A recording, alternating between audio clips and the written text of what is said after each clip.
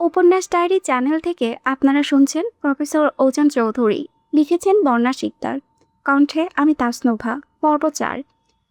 এবার ওজানের চোখের দিকে নিজের গভীর দৃষ্টি স্থির করল। অত্যন্ত বাকুল ও নরম সুরে প্রশ্ন করল, প্রফেসর সাহেব, আপনি তো আমায় একটুও ভালোবাসেন না, তাহলে কেন আমার প্রতিটা আগমনে আপনি আগে থেকে টের পেয়ে যান? কেন আমার সব সময় আগলে রাখেন? কেন আমার কষ্টে আপনিও কষ্ট পান? মৌয়ের মুখে ভালোবাসার এই অবুঝ প্রশ্নটা শোনা মাত্রই উজানের মুখে সেই চতুর হাসি এক নিমিষে উধাও হয়ে গেল। সে গভীর গলায় মনে করিয়ে দিল, গতকাল রাতের কথাগুলো এত তাড়াতাড়ি ভুলে গেলেন মিসেস চৌধুরী? কথাটা বলা মাত্রই মৌয়ের ফর্সা মুখটা আবারও এক নিমিষে বেলুনের মতো চুপসে গেল। ঠিক তখনই কাল রাতের উজানের সেই নিষ্ঠুর ও পাথুরে কথাগুলো তার কানের কাছে কম্ভকর্ণের মতো বিকট শব্দে বাজতে লাগলো। তার বুকের ভেতরটা আবারও অভিমানে ভারী হয়ে উঠল। মৌকে ওভাবে চুপ হয়ে যেতে দেখে উজান নিজের হাত ঘড়ির দিকে তাকালো। তারপর গভীর গলায় কড়া নির্দেশ দিয়ে বলল, বিকেলে বান্ধবীদের সাথে বাইরে ফুচকা খাওয়ার যে প্ল্যানিং করেছ, ওটা এখনই ক্যান্সেল করো। আমি বাসায় ফেরার সময় নিচে তোমার জন্য ফুচকা নিয়ে যাব। আর হ্যাঁ, সবচেয়ে ইম্পর্ট্যান্ট কথা, আমরা যে একে অপরের হাজব্যান্ড ওয়াইফ হই, এই সত্যটা যেন এই কলেজের কোনো স্টুডেন্ট বা টিচার ভুলেও জানতে না পারে। বুঝতে পেরেছ? মৌ নিজের ফুলানো গালটা আরও এক কাঠি বাড়িয়ে উজানের করার নির্দেশ শুনে বাধ্য মেয়ের মতো শুধু আলতো করে মাথা নাড়ল। উজান হঠাৎই উঠে দাঁড়ালো। তাকে আচমকা উঠে দাঁড়াতে দেখে মৌ টেবিল থেকে নেমে চট করে সোজা হয়ে দাঁড়িয়ে গেল। কিন্তু উজান কিছু বুঝে ওঠার আগেই এক তীব্র আকুলতায় মৌ দুহাত পাড়িয়ে উজানকে আষ্টে পিষ্টে জড়িয়ে ধরল। উজানের শার্টের বুকটা নিচের ছোট ছোট হাতের মুঠোয় শক্ত করে খামচে ধরে অত্যন্ত কাতর ও ভাঙা গলায় গেয়ে উঠল, আমাকে আপনি ভালোবাসেন না, সেটা না হয় মেনেই নিলাম, কিন্তু দোহাই আপনার, কখনোই আমিটাকে একা করে মাছ দাঁড়িয়ায় ফেলে দিয়ে চলে যাই না। আপনাকে যে আমি আমার জীবনের চেয়েও অনেক বেশি ভালোবাসি। আপনি হিনা এই দুনিয়া, আমার আর কোনো কিছুরই প্রয়োজন নেই। আপনার মনের ভেতরে আমার জন্য ভালোবাসা না থাকলেও চলবে, শুধু আমি আপনার বউ হয়ে আপনার নামের পাশে বেঁচে থাকতে চাই। আমার এই একমাত্র অধিকারটুকু প্লিজ অন্য কোনো নারীকে দিয়ে দিয়েন না। আমি অন্য কারো বুকে আপনাকে কিছুতেই সহ্য করতে পারবো না, মরেই যাব আমি। ওজান তীব্র চমকে উঠে মৌয়ের দিকে তাকালো। হুট করে এই মেয়েটার কি হলো সে কিছুই বুঝতে পারছে না।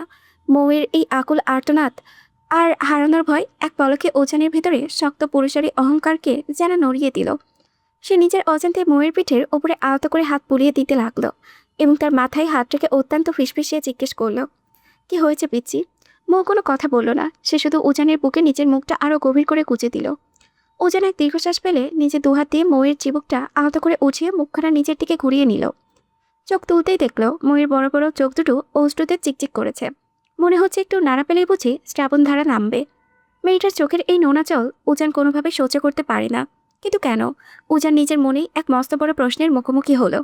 সে তো মনে মনে মৌকে নিজের বউ হিসেবেই স্বীকার করতে চায় না।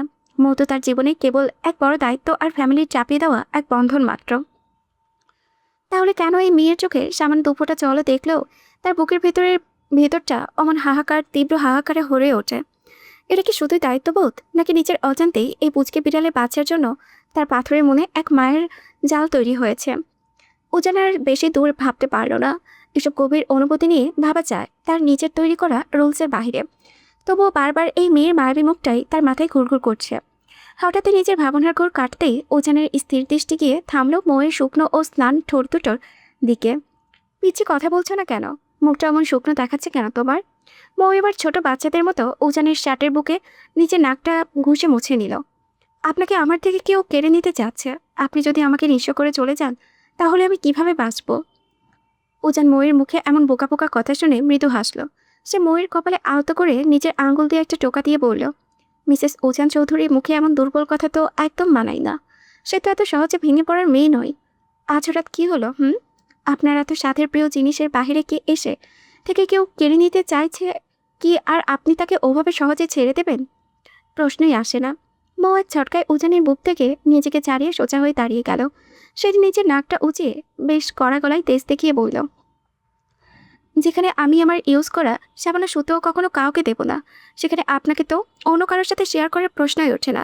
দেখে নেব আমি ওই ডাইনি দুটোকে। আমার পরের দিকে নজর দিলে একটার মাথার চুল টেনে একদম ছিঁড়ে কদম ফুল বানিয়ে ফেলবো। রাগে ফুঁসতে ফুঁসতে নিচের হাত দুটো মুঠো করে কথাটা বলল মৌ। অতিরিক্ত রাগের কারণেই এই মুহূর্তে তার ফর্সা নাকের ত্বকাটা একদম পাকা টমেটোর মতো টকটকে লাল হয়ে গিয়েছে। তবে পরক্ষণেই উজানের মুখের দিকে তাকিয়ে সে হুট করেই মিষ্টি হাসি ফুটিয়ে আদরের স্বরে আওড়ালো, ভীষণ ভালোবাসি আপনাকে দুলহা চান। আপনি শুধু আমার, অনলি এই মৌ চৌধুরীর, আর কারোই নন। এই কথাটি বলেই মৌ সেখান থেকে আর এক মুহূর্তও দাঁড়ালো না। উজানের সামনে নিজের লজ্জাটুকু আড়াল করতে সে এক প্রকার ঝড়ের গতিতে দৌড়ে কেবিন থেকে বেরিয়ে চলে গেল। উজান তার ওই চপল ও পাকড়েটে চলে যাওয়ার পথের দিকে তাকিয়ে নিজের মনে এক তৃপ্তির মুচকি হাসি বুঝল। তারপর নিজের পরবর্তী ক্লাস নেওয়ার জন্য করিডোর দিয়ে বেরিয়ে গেল। ক্লাস শেষ হতেই মৌ আর মেহের হাফ টাইমের বিরতিতে একসাথেই ক্যাম্পাসের মেইন ক্যান্টিনের দিকে চলে গেল। দুজনে মিলে হালকা কিছু স্ন্যাক্স আর কোল্ড ড্রিঙ্কস খেয়ে আড্ডা শেষ করে ক্যান্টিন থেকে বের হলো। মৌ মেহেরের কাঁধে নিজের একটা হাত রেখে পুরো ক্যাম্পাসটা করতে করতে দেখতে লাগলো। অবশ্য ক্যাম্পাস করে দেখা কথাটা বললে একটু ভুলই হবে, কারণ মৌয়ের চোখ দুটো আসলে পুরো মাঠ জুড়ে ছদ্মবেশে শুধু তার গভীর প্রফেসর বর ওজান চৌধুরীকেই খুঁজে বেরিয়েছিল। মৌয়ের ফর্সা কবজিটা আঁকড়ে ধরে এক মস্ত বড় হেঁচকা টান দিল। এমন এক অতর্কিত ও হিংস্র হামলায় মৌ প্রথমে ভীষণ ভয় পেয়ে নিজের চোখ মুখ একদম খিচে বন্ধ করে ফেলল।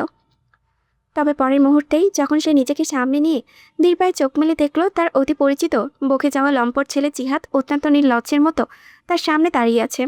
আর ঠিক এই ধস্তাধস্তির মাঝে চোখের পলকে তাদের দুজনকে কেন্দ্র করে চারিপাশে ডজন ডজন স্টুডেন্ট এসে এক মস্ত বড় গোল বিদ্রোহ তৈরি করে ভিড় জমালো। মেহের মৌকে ওভাবে আটকে পড়তে দেখে দূর থেকে এক প্রকার দৌড়ে মৌয়ের পাশে এসে দাঁড়ালো। মৌ তখনও নিজের জায়গায় পুরো স্তব্ধ নিতর হয়ে দাঁড়িয়ে আছে। সে আসলে আর 10টা সাধারণ মেয়ের মতো নয়, বরাবরই একটু অন্য ধাঁচের মেয়ে।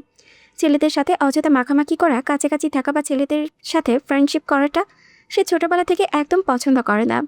সেখানে এই ভর দুপুরে পুরো কলেজের মাঝখানে দাঁড়িয়ে জিহাদ নামের একটা ছেলে তার হাতে স্পর্শ করার দৃঢ়তা দেখিয়েছে। এটা ভাবতেই মৌয়ের ফর্সা কপালে রাগের একটা তীব্র চর ঝিলিক ফুটে উঠল। এই ছেলেটা গত প্রায় 2 মাসের ধরে ক্লাসে কিংবা করিডোরে শুধু মৌয়ের দিকেই লোলুপ দৃষ্টিতে তাকিয়ে আছে। অবশ্য মৌ এর আগে এসবে তেমন একটা পাত্তা দেয়নি, কারণ তার এত সুন্দর মেয়ের দিকে ক্যাম্পাসের কত বন্ধুই তো হা করে তাকিয়ে থাকে। এসব নিয়ে মাথা ঘোরানোর মতো ফালতু সময় তার নেই। কিন্তু আজ এই ছেলেটা কোন সাহসে কার প্রশ্রয়ে সবার সামনে তার হাত টেনে ধরার মতো এত বড় স্পর্ধা দেখালো। মৌ মনে মনে ঠিক সেটাই ভাবছিল। হঠাৎ করেই সবার মুখে মুখে গুঞ্জন থামিয়ে জিহাদ অত্যন্ত নাটকীয় কায়দায় মৌয়ের সামনে এক হাঁটু গেড়ে বসে পড়ল। তারপর পকেট থেকে একটা বড় লাল টকটকে গোলাপ ফুল মৌয়ের দিকে বাড়িয়ে দিয়ে পুরো মজনু স্টাইলে বলে উঠল, আই লাভ ইউ মৌ। তোমাকে আমি সত্যি সত্যি অনেক বেশি ভালোবাসি। বিগত 2 মাস ধরে প্রতিদিন তোমায় এই কথাটা বলতে চেয়েছি, কিন্তু মন থেকে কিছুতেই সাহস জোগাতে পারিনি। আজ সবার সামনে সেই সাহসটা করেই ফেললাম। প্লিজ আমার এই পবিত্র ভালোবাসাটা তুমি অ্যাকসেপ্ট করো। জিহাদের এই ফিল্ম স্টাইলের প্রপোজাল দেখে মাত্রই চারিপাশ থেকে উৎসুক স্টুডেন্টদের করা তালি আর শীষ দেওয়ার বিকট শব্দ ভেসে এলো। মেহিরের এই পরিস্থিতি দেখে নিজের শুকনো ঢোক গিলল। সে মৌয়ের ভেতরে আসল রূপটা খুব ভালো করে চেনে, তাই সে স্পষ্ট বুঝতেই পারছে আজ এই ক্যাম্পাসে খুব বড় ধরনের একটা তুফান বা কালবৈশাখী ঝড় আসতে চলেছে। ঠিক তখনই মেহেরের ভাবনায় মাঝে হুট করে পাখিনীর মতো গর্জে উঠল মৌ। সে আর 1 সেকেন্ডও সময় নষ্ট না করে জিহাদের ওই হাঁটু করে বসা মুখের গাল বরাবর সজোরে এবং ব্যাক টু ব্যাক কয়েকটি থাপ্পড় বসিয়ে দিল। আচমকা এবং থাপ্পড়ের জন্য জিহাদের হাতের গোলাপ ফুল মাটিতে ছিটকে পড়ল। মৌ এবার নিজের পুরো গলার জোর দিয়ে রাগে কাঁপতে কাঁপতে চেঁচিয়ে উঠল, শাওয়ার ঘরের শাওয়া, ভালোবাসা তোর পেছন দিয়ে ভরবো। মাঝ বরাবর এমন লাথি মারবো যে জীবনে কোনো মেয়ে তো দূরের কথা, কোনো হিজড়া তোর দিকে ফিরে তাকাবে না। সবার সামনে এমন থাপ্পড় আর কড়াকালি খেয়ে জিহাদ চট করে মেঝে থেকে উঠে দাঁড়িয়ে রাগে লাল হয়ে চেঁচিয়ে উঠল, হোয়াট মৌ, তুমি এটা কি করলে? তোমাকে আমি প্রপোজ করলাম আর তুমি আমার ভালোবাসা অ্যাকসেপ্ট না করে সবার সামনে আমাকে এভাবে ইনসাল্ট করছো। মৌ এবার নিজের মুখটা বাঁকিয়ে চোখ দুটো ছোট ছোট করে উত্তর দিল, আহারে আমার সোনাকো, তোকে কি আমি বললাম আমাকে প্রপোজ কর? 7 ঘাটের পানি খেয়ে 7 বেডির সাথে শুয়ে আস্তাক ফিরোনা নাও জবিল্লা।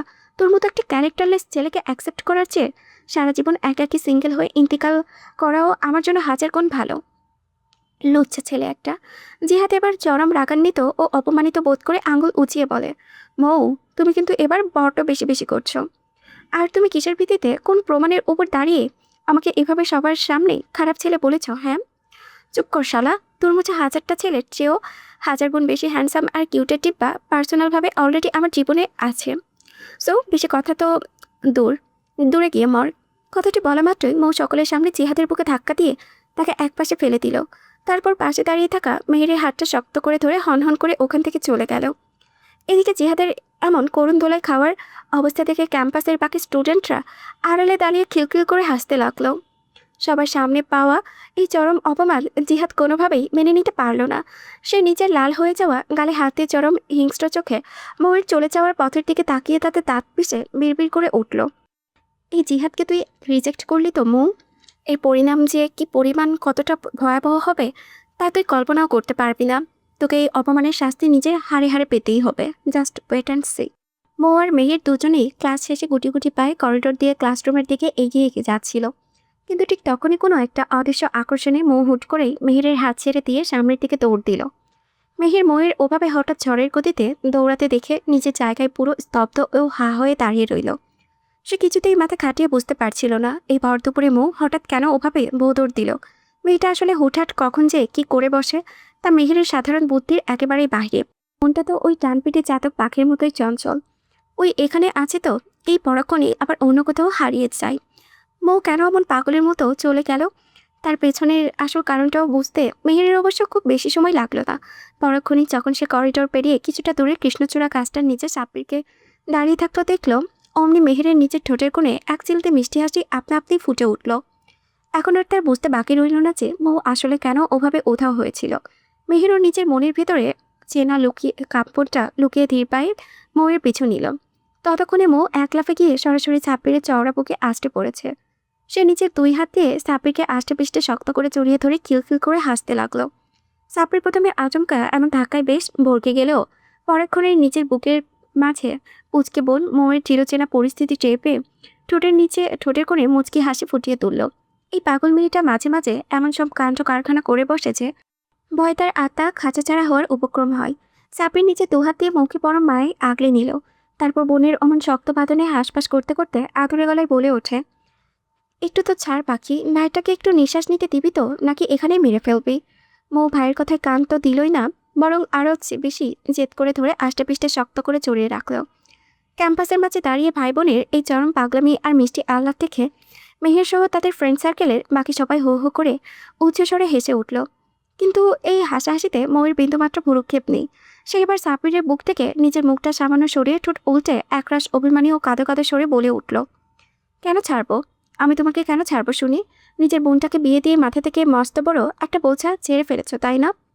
এখন আর এই বোনটাকে একটুও ভালো লাগে না তোমার? সে শ্বশুরবাড়িতে কেমন আছে না আছে তা একটু চোখ মেলে দেখতে যেতেও ইচ্ছে হয় না তোমার? সে বেঁচে আছে নাকি মরে ভূত হয়ে গেছে তা নিয়েও তোমাদের কারো চিন্তার নেই। তোমরা সবাই খুব খারাপ।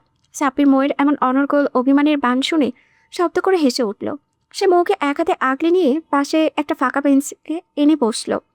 তারপর নিচে খানিকটা নিচু হয়ে মৌয়ের গাল দুটো টেনে দিতে বলতে লাগলো, কি বললো তোকে? আমি ভুলে গেছি। ভাই কি কখনো নিজের জানের টুকরো বোনদের ভুলে থাকতে পারে? আমি আমার এই মিষ্টি বোনদের একটা মুহূর্তের জন্যও ভুলিনি, সত্যি বলছি। তাহলে তুমি এতদিন আমাকে একটা বারও দেখতে গেলে না কেন? বিয়ের পর আজ এতগুলো দিন কেটে গেছে, অথচ তোমার কাউকেই আমি একটা দিনের জন্যও চোখ মেলে দেখলাম না। ফুপি আর ফুপা কেমন আছে বলো? আলহামদুলিল্লাহ, সবাই অনেক অনেক ভালো আছে। তবে আম্মু সারাদিন তোর জন্যই মন খারাপ করে বসে থাকে। আম্মু তো বলেছিল তোকে দেখতে তোদের বাসায় যাবে। আমি রোজ আশায় আশায় বাসার গেটের দিকে তাকিয়ে থাকি যে এই বুঝি সবাই আসবে, কিন্তু কেউ আসে না। তোমরা সবাই বড় স্বার্থপর, কেউ আমাকে একটুও ভালোবাসে না। এমনকি আম্মু আব্বুও একটা দিন এলো না আমাকে দেখতে, শুধু ওই ফোনে টুকটাক কথা বললে আমি আমার মন ভরে। বলো। সাপের বোনের চোখের কোণে জল চিকচিক করতে দেখে মনটা খারাপ করে ফেললো। সে আলতো করে মৌয়ের চোখের জল মুছে দিল। একদম কাঁদিস না পাখি, তোর এই ভাইটা কিন্তু বোনদের চোখের অশ্রু এক ফোঁটাও সহ্য করতে পারে না। আর মেহের, তুই ওখানে ওভাবে দূরে দাঁড়িয়ে আছিস কেন? এদিকে আয়, আমাদের পাশে এসে বস। মেহের মুচকি এসে নিজের ওড়নাটা সামনে নিয়ে ধীর পায়ে এসে সাব্বিরের ঠিক পাশের খালি জায়গাটায় বসলো। বর্তমান যুগে যেখানে নিজের আপন ভাই বোনদের মধ্যে বিন্দুমাত্র মিল থাকে না, সেখানে তারা ফুপাতো মামাতো ভাই বোন হওয়া সত্ত্বেও আপনদের চেয়েও অনেক বেশি আপন। মৌ এবার হুট করে নিজের কান্নার পর্ব শেষ করে চোখ দুটো বড় বড় করে মাথা উঁচিয়ে বলে উঠল, ভাই আমার চকলেট কোথায়? মৌয়ের মুখে চকলেট শব্দটা শোনা মাত্রই সাব্বির একদম থতমত খেয়ে চুপ হয়ে গেল। সে নিজের পকেটে হাত দিয়ে শুকনো ঠকিলতে গিলতে অত্যন্ত মিনমিন স্বরে বলল, আই এম রিয়েলি সরি রে পাখি, তাড়াহুড়ো করে আসার সময় চকলেটের কথা আমার একদমই মাথাতেই ছিল না। ভাইয়ের মুখ থেকে এমন জবাব শোনা মাত্রই কথাটা যেন কোনো একটা বিশাল বজ্রপাতের মতো মৌয়ের মাথায় এসে আছড়ে পড়ল। তার ফর্সা মুখখানা মুহূর্তের মধ্যে বেলুনের মতো চট করে চুপসে গেল। সে আর এক সেকেন্ডও দেরি না করে পুরো বেঞ্চ কাঁপিয়ে চিৎকার দিয়ে উঠল, কি? তোমার চকলেটের কথা মনে নেই? আর চকলেটের কথা মনে নেই? কালকে তো এই বোনের কথাও মনে থাকবে না, 2 দিন পর যে আমার বাচ্চা কাচ্চা হবে তাদের কথাও তোমার মনে থাকবে না। আর এই নিয়ে তুমি নিজেকে আমার বেস্ট ভাইয়া বলে সারাদিন চিল্লাও। হ্যাঁ, আমার লাগবে না এমন ফালতু ভাই, যে ভাই নিজের বোনের জন্য পকেটে সামান্য একটা চকলেট রাখতে পারে না, সে আমার ভাই হতেই পারে না। মৌ নিচের দুটো গাল ফুলিয়ে একদম কথাগুলো বলে রাগে গজগজ করতে করতে বেঞ্চ ছেড়ে চট করে দাঁড়িয়ে বলল। সে যেই না রাগ দেখিয়ে বড় বড় পা ফেলে ওখান থেকে চলে যেতে চাইলো, ঠিক তখনই সাপির পেছন থেকে খপ করে তার হাত আঁকড়ে ধরল। মৌ এক মস্ত বড় ঝামটা দিয়ে ভাইয়ের হাত থেকে নিচে হাতটা সরিয়ে নিল। সে রাগে মুখ ফুলিয়ে আরো 2 পা এগিয়ে যেতেই আচমকা তার কানের কাছে চাপড়ে সেই চেনা চেনা সেই হাসি মুখের কণ্ঠস্বর ভেসে এলো। পাখি তোর চকলেট। চকলেটের নাম শোনা মাত্রই ময়ের পায়ের গতি একদমই ওখানে ব্রেক কষার মতো থেমে গেল। সে চট করে পেছনে ফিরে সাপিরের হাতে চকলেটের প্যাকেট দেখে খুশিতে একদম উৎফুল্ল হয়ে উঠল। সে আর কোনো রাগ না দেখিয়ে এক দৌড়ে এসে সাব্বিরের পাশে ধপাস করে বসে তার হাত আঁকড়ে ধরে চকলেট ছিনিয়ে নিতে চাইল। কিন্তু সাব্বির এবার দুষ্টুমি করে চকলেটটা ওপরে উঁচিয়ে ধরল, কিছুতেই দিল না। তা থেকে মৌ আবারও নিজের মুখখানা ছোট করে বলল, তুমি না আমার পৃথিবীর সবচেয়ে হ্যান্ডসাম আর লক্ষ্মী ভাইয়া, তাহলে আমার চকলেটটা আমায় দিয়ে দাও না প্লিজ। হুম, দেব না। একটু আগে না তুই বললি আমি নাকি তোর কোনো ভাই হই না, তাহলে এখন কোন অধিকারে চকলেট চাইছিস শুনি? দাও না ভাইয়া, বললাম তো দেবই না। মৌ এবার আর কোনো উপায় না পেয়ে পাশে বসা মেহেরের হাত নাড়িয়ে বলল, মেহের তুই একটু ভাইয়াকে দিতে বল না। আচ্ছা ভাইয়া, তুমি যদি আজ আমাকে এই চকলেটের ভালোই ভালোই দিয়ে দাও, তবে তোমায় আমি একেবারে আসমানের পরীর মতো লাল টুকটুকে একটা কিউট বউ এনে দেবো। সাপের নিচে জোড়া ভ্রু কুচকে মুচকি হেসে জিজ্ঞেস করলো, তা তোর সেই আসমানের পরিবউ কবে আসবে শুনি? মৌ এবার নিজের সবকটা দাঁত কেলিয়ে খিলখিল করে হাসতে হাসতে বলে, যেদিন আমায় পুচকে পুচকে বাচ্চাগুলো তোমার মামা মামা বলে ডাকতে পারবে, ঠিক সেই দিনই তোমায় আমি বউ এনে দেবো। হোয়াট? ততদিনে তো আমি বুড়ো হয়ে ইহকাল ত্যাগ করে একেবারে ইন্তেকাল করে ফেলবো। রে শয়তান মেয়ে, মাবুত এমন স্বার্থপর একটা আর শয়তান মার্কা বউ, সরি বোন, যেন তুমি দুনিয়ায় আর কোনো ভাইকে দিও না। চিচি, এমন একটা আস্ত ডাইনি আমার কপালে বউ, সরি বোন হিসেবে জুটলো। সাপড়ের এই ভেবাচাকা খাওয়ার মাঝে মৌ এক ঝটকায় মেয়ের হাত থেকে চকলেটের প্যাকেটটা কিনে নিল। তারপর সেটা ছুঁড়ে মুখে পুড়তে পুড়তে বলল, তোমার ওই স্টোরির খাতায় আমার প্রফেসর সাহেব একেবারে গুলি মারবে ভাইয়া, যদি সে জানতে পারে তুমি ভুল করেও আমাকে নিজের বউ বলে সম্বোধন করেছ। সিরিয়াসলি? মৌ মাথা নাড়ল। সাপির এবার একটু গম্ভীর হয়ে আওড়ায়, আচ্ছা এসব কথা রাখি পরে, আগে বলতো তোর সামনে পরীক্ষার প্রিপারেশন কেমন চলছে? মিনিমাম প্লাস নাম্বারটুকু তুলতে পারবি তো, নাকি চৌধুরী বাড়ির নাক কাটবি? দূর ভাইয়া, আমার পাস করে কী লাভ হবে শুনি? সেই তো বাচ্চা কাচ্চায় সামলাতে হবে, তাই না? তাছাড়া পরীক্ষা দিতে গেলে কি আর সারাদিন কাঁথার মতো পড়তে হয় নাকি? আমার ওই কিউটের ডিব্বা দুলহাজানকেই পরীক্ষার আগে গাল বরাবর কয়েকটা মিষ্টি করে কিস করে দেব, আর সে আমাকে ভালোবেসে 100-র মধ্যে একেবারে 1000 নাম্বার খাতার উপরে বসিয়ে দেবে। কি যে কিউট আমার দুলহাজানটা। মৌয়ের মুখে এমন অদ্ভুত আর রোমান্টিক কায়দায় পড়াশোনার স্ট্র্যাটেজি শুনে সাবমের নিচের কপালে চড় মারল। তোকে 1000 নাম্বার দেওয়া তো দূর, তোর ওই প্রফেসর পর তোকে খাতা ভরে আস্ত একটা রসগোল্লা দেবে, রসগোল্লা। দেখা যাবে কে কাকে রসগোল্লা দেয়। মৌয়ের কথা শেষ হতেই আবারও একসাথে হেসে উঠল। এদিকে কিছুটা দূরে থেকে মৌয়ের প্রতি গতিবিধি লক্ষ্য করে পরখ করছিল ওজান। মাঝে দূরত্বের কারণে তাদের কথাবার্তা স্পষ্ট শুনতে না পেলেও মৌ আর ওই সাব্বির নামের ছেলেটার এত কাছাকাছি থাকা হেসে গড়িয়ে পড়া সে কোনোভাবে সহ্য করতে পারল না। আর সব কিছুর চেয়েও বড় আঘাত যেটা ওজানের বুকে তীরের মতো বিপ্ল, তা হলো মৌ নিচে গিয়ে ওভাবে দৌড়ে ওই ছেলেটার বুকে আষ্টে পড়েছে। তাকে আষ্টে পিষ্টে জড়িয়ে ধরে খিলখিল করে হাসছে। মুহূর্তের মধ্যে এক আদিমহ হিংস্র ঈর্ষা এসে গ্রাস করলো ওজানকে। রাগের তীব্রতায় ওজান নিজের ডান হাতটা নিয়ে পাশে শক্ত দেওয়ালে সজোরে একটা খুশি মারল। মুহূর্তে তার শান্ত চোখে মুখে যেন আগুন জ্বলে উঠল। অতিরিক্ত রক্তচাপের কারণে তার হাত আর ফর্সা কপালের নীল শিরাগুলো তপতপ করে ফুলে উঠেছে। চোখ দুটো রাগে ও খুবই একদম টকটকে জবা ফুলের মতো লাল হয়ে গেল। সে আর একটা মুহূর্তেও ওই ক্যাম্পাসে দাঁড়িয়ে থাকার শক্তি বা ধৈর্য ধরে রাখতে পারল না। নিজের ভেতরের ওই অন্ধকার ভয়ঙ্কর রাক্ষসটাকে সবার আড়ালে লুকাতে সে গটগট করে পা ফেলে কলেজ ক্যাম্পাস থেকে বেরিয়ে নিজের গাড়ির দিকে ছুটে গেল।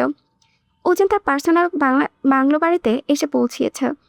ভেতরে ঢোকা মাত্রই তার ভেতরে সেই বদ্ধ উন্মাদ রূপটা বেরিয়ে এলো। সে একাই পুরো ড্রয়িং রুম আর নিচে বেডরুম তছনছ করে ফেলতে লাগলো। রুমের কাচের শোপিস, ল্যাপটপ, টেবিল ল্যাম্প আর কিছুই আস্ত রইল না। সবকিছু একটা লাত্তি হাতের আঘাতে ভেঙে চূর্ণ বিচ্ছিন্ন করে পুরো রুমটাকে ধ্বংসস্তূপে পরিণত করলো সে। কিন্তু এতেও তার ভিতরে সেই বিষাক্ত জ্বালা একটুও কমল না।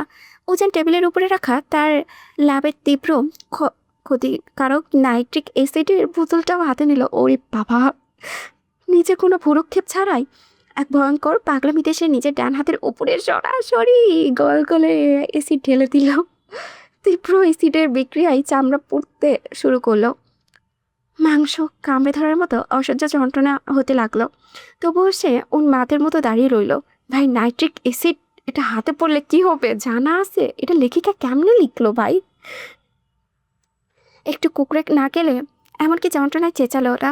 তার অন্য হাত দিয়ে সে এক হাতের ওপরে করা অ্যালকোহলের ড্রিঙ্কসের বোতল খুলে মুখ খুলে শেষ করতে লাগলো। শরীর আর মন দুটোই অবশ করে দেওয়ার মতো অদ্ভুত নেশা চেপে বসেছে তার মাথায়। উজান শুধু এতটুকুতেই ক্ষান্ত হয়নি, তার চোখের সামনে বারবার ভাসছিল মৌয়ের ওই অন্য পুরুষকে জড়িয়ে ধরার দৃশ্য। সে ব্ল্যাক হুটি করে গায়ে গায়ে জড়িয়ে মুখে কালো মাস্ক লাগিয়ে এক হাতের লোহার রড নিয়ে সোজা চলে গিয়েছিল সেই সাব্বিরের কাছে। কলেজ থেকে ফেরার পথে নির্জন রাস্তায় সাব্বিরকে একা পেয়ে উজান নিজের চেনা লুকিয়ে উন্মাদের মতো ইচ্ছে মতো ধোলাই দিয়ে এসেছে তাকে। লোহার রোডের উপরিপূর্তি আঘাতে ছেলেটাকে একেবারে রক্তাক্ত আধমারা করে রাস্তায় ফেলে এসেছে। ইচ্ছে করেছিল ওই রডটা দিয়ে ওখানেই তাকে খুন করে মাটিতে পুঁতে ফেলতে। কিন্তু ঠিক তখনই তার মনে হলো ওই ঘটনায় ছেলেটার চেয়েও তার নিজের ঘরের ওই জেদি পুচকি বিড়ালের অনেক ভুল বেশি ছিল। মন চাচ্ছিল ছুটে গিয়ে এখনই মৌকে ঠিক সেম টু সেম আঘাতে রক্তাক্ত করে শিক্ষা দিতে। কিন্তু উজান খুব ভালো করে জানে মৌয়ের ওই শরীর সামান্য একটা ফুলের টোকাও দেওয়ার মতো কলিজা বা ক্ষমতা ওই উজানের চৌধুরীর নেই। আর ঠিক সেই কারণে মৌকে আঘাত করতে না পারার সেই চরম ব্যর্থতা আর ক্ষোভ উজানের শরীরে উপরে মিটাচ্ছে। নিজেকে এভাবে নিজে পুড়িয়ে শেষ করেছে। সে তো বুক ফুলে সবাইকে বলে সে নাকি এই মেয়েটাকে একটুও ভালোবাসে না। তবে কেন? কোন অধিকারবোধ থেকে সে মৌকে অন্য কোনো পুরুষের ছায়াটাও সহ্য করতে পারছে না? এই মানসিক জটিলতা প্রশ্নের উত্তর উজান চৌধুরীর নিজের কাছেও নেই। ঠিক তখনই দরজাটা সজোরে ঠেলে ঝড়ের গতিতে ভেতরে প্রবেশ করলো ইফাত আর তন্ময়। তন্ময় উজানের স্কুল লাইফের ক্লোজ ফ্রেন্ড। কলেজ থেকে উজানকে এভাবে উন্মাদের মতো গাড়ি নিয়ে বেরিয়ে যেতে দেখে কেউ একজন খবর দেয় ইফাতের কোনো একটা বড় বিপদের আভাস পেয়ে তন্ময়কে নিয়ে সোজা এখানে ছুটে আসে। ভেতরে ঢুকে রোমের এই ধ্বংসবিশেষ দেখে উজানের এই জঘন্য বেপরোয়া অবস্থা দেখে মাত্রই দুজনে স্তব্ধ হয়ে গেল। ইফাত আর এক সেকেন্ডও দেরি না করে দৌড়ে এসে উজানের হাত থেকে সেই ড্রিঙ্কসের বোতলটা কেড়ে নিয়ে দূরে ছুঁড়ে ফেলে দেয়। আর তন্ময় দ্রুত ফ্রিজ খুলে ঠান্ডা বরফ আর পানির বোতল এনে উজানের অ্যাসিডে ঝলসে যাওয়া উঠতে থাকা হাতটা শক্ত করে চেপে ধরল। কিন্তু উজান এক তীব্র চটকায় তন্ময়ের হাত থেকে নিজের পুরো হাতটা সরিয়ে নিল। যন্ত্রণায় তার পুরো শরীর কাঁপছে। ততক্ষণে ইফাত এই আত্মঘাতী রূপ দেখে চরম রেগে গিয়ে তার দুই কাঁধে খপ করে ধরে সজোরে একটা ঝাঁকুনি দিল। অত্যন্ত ধমকের সুরে চেঁচিয়ে উঠল, উজান তুই কি তো এবার বেশি বাড়াবাড়ি করছিস। লিমিট ক্রস করে যাচ্ছিস তুই। কেন নিজেকে এভাবে কষ্ট দিচ্ছিস? তুই তো নিজেই বলছিস তুই নাকি ওই মৌ নামের মেয়েটাকে বিন্দুমাত্র ভালোবাসিস না। তাহলে কেন? মৌ শব্দটা শোনা মাত্র উজানের মদ্যপ রক্তাক্ত মস্তিষ্কে যেন 1000 ভোল্টেজের কারেন্টের শক লাগলো। সে আর নিজের উপরে নিয়ন্ত্রণ রাখতে পারল না। বাঘের মতো এক হিংস্র হুঙ্কারে ছেড়ে সে ঝাঁপিয়ে পড়ল ইফাতের শার্টের কলারটা নিজের দুই হাতের মুঠোয় শক্ত করে চেপে ধরল। অতিরিক্ত ড্রিঙ্কস আর অ্যাসিডের যন্ত্রণার কারণে উজান ওই মুহূর্তে নিজের পায়ে সোজা হয়ে দাঁড়িয়ে থাকার শক্তিটুকুও প্রায় হারিয়ে ফেলেছে। তার শরীর চলছে, তবুও নিজের ভেতরে সমস্ত পুরুষালী জেদ আর হিংস্রতা এক জায়গায় এনে ইফাতের মুখের উপরে দাঁড়িয়ে সিংহসবল হুঙ্কার ছেড়ে গর্জে উঠল, মৌ! কাকে মৌ বলে ডাকছিস? হ্যাঁ, তাসপিয়া মৌ চৌধুরী শুধুমাত্র এই উজান চৌধুরীর, অনলি উজান চৌধুরীর নিজের property. She is my legal wife. ও আমার বউ। তুই কেন সাহসে আমার পারমিশন ছাড়া ওর নাম ধরে ডাকিস? নেক্সট টাইম যদি ওর ব্যাপারে আর কোনো কথা বলতে চাস তবে ভাবি বলে ডাকবে, অনলি ভাবি, বুঝতে পেরেছিস? ইফাত আর তন্ময় স্তব্ধ হয়ে একজন আরেকজনের দিকে তাকালো। যে ছেলেটা এতদিন মৌকে নিজের বউ বলে স্বীকৃতি দেয়নি, সে আজ মন্তব্য অবস্থায় বুক চিরে চিৎকার করে বলছে বউ নাকি তার লিগাল ওয়াইফ। তার এই দ্বিচারিত দেখে ইফাত আর নিজের রাগ সামলাতে পারল না। সে এক ঝটকায় উজানের হাত দুটো নিজের কলার থেকে ছাড়িয়ে দিয়ে সজোরে পেছনের দিকে ধাক্কা মেরে সরিয়ে দিল। যা শাট আপ উজান, নিজের এই নোংরামি পাগলামো বন্ধ কর এবার। যে মেয়েটাকে তুই কোনোদিন নিজের বউ বলে মন থেকে মানিসনি, যাকে দিনের পর দিন কষ্ট দিয়েছিস, এখন কেন তুই কোন মুখে তুই তাকে নিজের বউ বলছিস? আমি খুব ভালো করে জানি একটু পর তোর এই মদের নেশা কেটে গেলেই তুই আবারও সেই আগের মতো রুক্ষ আর নিষ্ঠুর বিহেভিয়ার করবে। সো দয়া করে নিজের এই সস্তার ড্রামা বন্ধ কর আর শান্ত হয়ে বাসায় চল। অনেক রাত হয়েছে মৌ, ভাবি তোর জন্য না খেয়ে ওয়েট করছে। উজানের মত্ত চোখে যেমন হিংস্রতার পারদ আরও চড়ে গেল। সে দেওয়াল ধরে কোনো মতে নিজের টলমলে শরীরটা সামলে নিয়ে কর্কশ গলায় চেঁচিয়ে উঠল, হার্ট? কিসের হার্ট? হ্যাঁ, ওই মেয়েটাকে যখন আমি সামান্য একটু কথার আঘাতে হার্ট করি তখন তোদের দরদ উতলে ওঠে, তোদের চোখে সেটা খুব বড় হয়ে পড়ে। অথচ ও যখন দিনের পর দিন আমার ইগোতে আঘাত করে, অন্য একটা পুরুষের গায়ে গিয়ে ঝাঁপিয়ে পড়ে, আমাকে কত বিক্ষত করে, তখন তোদের সেই অন্ধ চোখ সেটা কেন পড়ে না বল? তন্ময় এবার খানিকটা এগিয়ে এলো উজানের টকটকে লাল চোখের দিকে নিজের দুই চোখ রেখে অত্যন্ত দৃঢ় গলায় বলল, স্টপ দিস বুলশিট উজান। ভাবি তোকে কোনোদিন একটু হার্ট করেনি, বরং তুই নিজে প্রতিনিয়ত তাকে ক্ষত বিক্ষত করিস। এই আধুনিক যুগে যেখানে একটা ছেলে দিনের পর দিন বুক ফেটে কান্না করেও নিজেকে প্রেয়সীকে ধরে রাখতে পারে না, সেখানে ভাবে প্রতিটা সেকেন্ড তোর মতো একটা পাষাণ পুরুষে ভালোবাসি ভালোবাসি বলে ছায়ার মতো ঘুরে বেড়াই, আর তুই সেটাকে পরম অবহেলায় ইগনোর করিস। আর আজ হুট করেই তোর এই নোংরা ইগোতে আঘাত লাগায় মনে হলো সে তোকে হার্ট করেছে। শোন উজান, তোর এই আলকা পিরিত আর পজিটিভনেসে নিজের পকেটে রাখ। মুখে যখন কোনো দিক দিয়ে বুক ফুলিয়ে ভালোবাসি শব্দটা বলতে পারিস না, তাহলে এমন কুৎসিত কাজের মাধ্যমে সেটা প্রমাণ করার কোনো দরকার নেই। একেবারে রাইট কথা বলেছিস তন্ময়। ইফাত এবার উজানের মুখোমুখি দাঁড়িয়ে রাখে ফুসতে ফুসতে, আওরাই বাই দ্য ওয়ে উজান, তুই কোন সাহসে ওই নির্দোষ সাপ্পির ছেলেটার গায়ে হাত তুললি? তুই কি জানিস ছেলেটার ওই রক্তাক্ত অবস্থা থেকে ওর মা হাসপাতালের মেঝেতে পড়ে কেমন পাগলের মতো চিৎকার করে কাঁদছে? ছেলেটাকে এই মুহূর্তে ইমার্জেন্সি অ্যাপয়েন্টমেন্টে হাসপাতালের আইসিইউতে লাইফ সাপোর্টে নেওয়া হয়েছে। তোর এই এক মুহূর্তে ভুলে চলো আমার ওই ফুলকন্যা ও আজ পাগলের মতো তার ভাইয়ের জন্য হাসপাতালের বারান্দায় আশ্রয় খেয়ে কাঁদছে। যদি আজ সাপ্পিরে কিছু হয়ে যায় তখন কি হবে উজান? তখন কি তুই তোর ইগো দিয়ে একটা জীবন ফিরিয়ে দিতে পারবি? ইফাত একদম কথাগুলো বলে থামল, কিন্তু উজানের ভেতরে সেই পজিটিভ রাক্ষসটা যেন শান্ত হওয়ার বদলে আরও এক মস্ত বড় গর্জন তুলে উঠল। I just don't care. সাপ্পির মরুক আর বাঁচুক তাতে ওজান চৌধুরীর কিছু যায় আসে না। ওজান চৌধুরীর প্রপার্টির দিকে যে পুরুষ ভুল করে নজর দেবে তার শেষ পরিণতি ঠিক ওই আইসিইউর বিছানাই হবে। উজান, তুই কিন্তু সত্যিই একটা পাগল। যাকে তুই ভালোবাসিস না, বউ হিসেবে কোনোদিন মেনে নিস না, তাকে নিয়ে তোর মনে এত জেলাসি ফিল হয় কেন বলতো? উজান এবার নিজের সামনে থাকা কাঠের চেয়ারটায় সজোরে একটা লাথি বসিয়ে দিল। তারপর এক হিংস্র সিংহের মতো পুরো বাংলোর সাত কাঁপিয়ে গর্জে উঠল, আমি ভালোবাসি না, ভালোবাসি না, বাসি না। আমি ওই বিড়ালের বাচ্চাকে আজও একটুও ভালোবাসি না। ও আমার বউ নয়, কিন্তু ও আমার এক্সক্লুসিভ প্রপার্টি। আর উজান চৌধুরীর পার্সোনাল প্রপার্টির দিকে যে পুরুষ চোখ তুলে তাকানোর দৃঢ়টা দেখাবে তাকে জ্যান্ত খুন করতেও আমার এই হাতের একটা আঙ্গুলও কাঁপবে না, মাইন্ড ইট। কথাটা শেষ করে উজান আর এক সেকেন্ডও সেখানে দাঁড়ালো না, বড় বড় পা ফেলে বাংলোর বাইরে চলে গেল। তার চলে যাওয়ার দিকে তাকিয়ে ইফাত আর তন্ময় দুজনে একটা তপ্ত দীর্ঘশ্বাস ফেলল। ইফাত নিজের কপালে হাত দিয়ে বিড়বিড় করে বলতে লাগলো, কেউ পাবে না জেনেও অপেক্ষা করে, আর কেউ হাতের মুঠোয় পেয়েও অ্যাভয়েড করে। হায় রে, ভালোবাসা তুই এমন কেন? যদি তাকে নিজের করে নাই পাওয়া হয় তাহলে কেন এত মায়া দিলি? উজান বাংলা থেকে বেরিয়ে যাওয়ার সাথে সাথেই তন্ময় আর ইফাতও দ্রুত বাহিরে বেরিয়ে এলো। কিন্তু ততক্ষণে অনেক দেরি হয়ে গিয়েছে। উজান তার হাই স্পিড বাইকটা নিয়ে স্টার্ট দিয়ে ঝড়ের গতিতে হাইওয়ের দিকে বেরিয়ে গিয়েছে। এই মুহূর্তে উজানকে নিয়ে তাদের দুজনেরই মনেই ভীষণ টেনশন ও ভয় হতে লাগলো। ছেলেটা মাথা ঠান্ডা থাকলে যেমন শান্ত ভদ্র, মাথা গরম হলে তার চেয়ে হাজার গুণ বেশি ভয়ঙ্কর সাইকোরূপ ধারণ করে। এবারে সবচেয়ে বেশি ভয় হচ্ছিল মৌকে নিয়ে। না জানি এই মর্তব্য হিংস্র উজান বাসায় ফিরে ওই নিষ্পাপ মেয়েটার উপর কেমন কেয়ামতের ঝড় বইয়ে দেয়। ইভা তার এক মুহূর্ত সময় নষ্ট করলো না। সে নিজের গাড়ির এক্সিলেটরে চেপে ধরে দ্রুতগতিতে উজানের বাইকের পিছু নিল। উজান এই ঘোরের মাঝরাতে বাইকটা এতটাই মারাত্মক গতিতে চালাচ্ছে যে রাস্তায় থাকা অন্যান্য যানবাহনগুলো তার সামনে একটি বিন্দুর মতো মিলিয়ে যাচ্ছে। সে যেন বাতাসের গতিকে টেক্কা দিয়ে ধাবমান হচ্ছিল। প্রায় মিনিট 20 পর উজান চৌধুরী পৌঁছালো। টলমল অবস্থায় চৌধুরী মঞ্জিলের বিশাল গেট গলিয়ে ভেতরে এসে পৌঁছালো। সে রাগের শরীর কাঁপাতে কাঁপাতে বড় বড় পা ফেলে ডাইনিং রুমে ঢুকলো, কিন্তু চারিপাশে পুরো নিঝুম। বাসের বাড়ির কোনো একজন সদস্যকেও দেখতে পেল না। অতঃপর রেগে গিয়ে একটা সার্ভেন্টকে জিজ্ঞেস করতেই জানতে পারলো কিছুক্ষণ আগে সাপেরে আইসিইউতে যাওয়ার খবর পেয়ে বাড়ির সবাই হাসপাতালের উদ্দেশ্যে বেরিয়ে গেছে। মুহূর্তের মধ্যে উজানের ফর্সা মুখখানা রাগে একদম রক্তাভ লাল হয়ে গেল, যার কারণে আজ উজানের এই বেপরোয়া ও ধ্বংসাত্মক অবস্থা ঠিক সেই পরপুরুষের জন্যই মাঝরাতে হসপিটালে ছুটে গিয়েছে। উজান সেখানে আর এক সেকেন্ডও দাঁড়ালো না, নিজের বাইকটা করে তীব্র আক্রোশে হাসপাতালের উদ্দেশ্যে রওনা দিল। উজান যখন হাসপাতালের মেইন গেটে পৌঁছালো ঠিক তখনই দেখলো চৌধুরীর বাড়ির গাড়ি থেকে মৌসহ বাকি সবাই মাত্রই নিচে নেমে হাসপাতালে ভেতরে যাওয়ার জন্য। ঠিক সেই মুহূর্তে উজান এক ঝড়ের গতিতে বাইক থেকে নেমে গিয়ে মৌয়ের ডান হাতটা লোহার সারাশির মতো শক্ত করে মুঠোয় আঁকড়ে ধরল। এই মাঝরাতে ওজনের এমন অগ্নিকুণ্ডের মতো ভয়ঙ্কর মুখচ্ছবি দেখে বাড়ির বাকি সবাই চরম বিস্ময় আর ভয়ার্ত দৃষ্টিতে তাকিয়ে রইল। ওজন ময়ের হাতটা এতটাই নিষ্ঠুরভাবে চেপে ধরেছে যে মেয়েটা কবজির হাড় যেন মরমর করে হওয়ার উপক্রম।